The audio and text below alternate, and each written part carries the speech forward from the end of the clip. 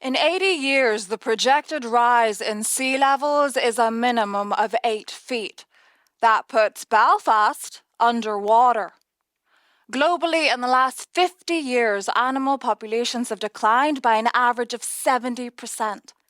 As the first Native American poet laureate, Joy Harjo captures the sense of urgency in her poetry, writing, "The destroyers will destroy themselves."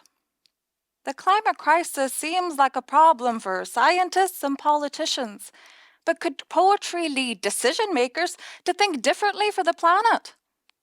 If I asked you to draw a picture of the Earth, would it be a triangle? No? Then why do we think like one?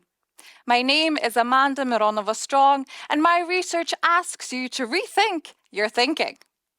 Most of us think in a triangle known as anthropocentrism, with humans at the top and animals with similar intelligence, such as gorillas and dolphins, below.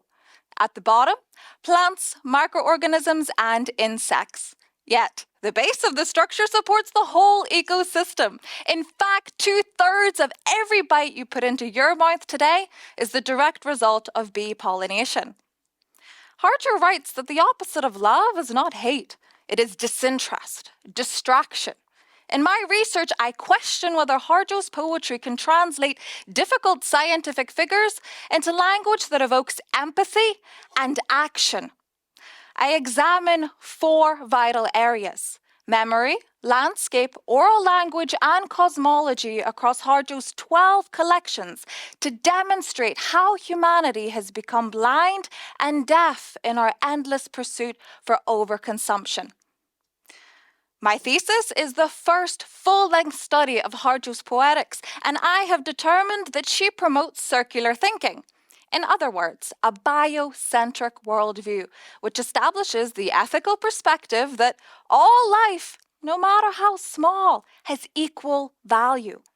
I position poetry as a method of stimulating conversations towards inclusive circular thinking, which leads to inclusive strategies that consider the impact of governmental policies on non-human inhabitants. Harjo's poetry could be the solution to overcoming disinterest in the climate crisis, as she encourages us to rethink how we think. Harjo reminds us we are running out of breath.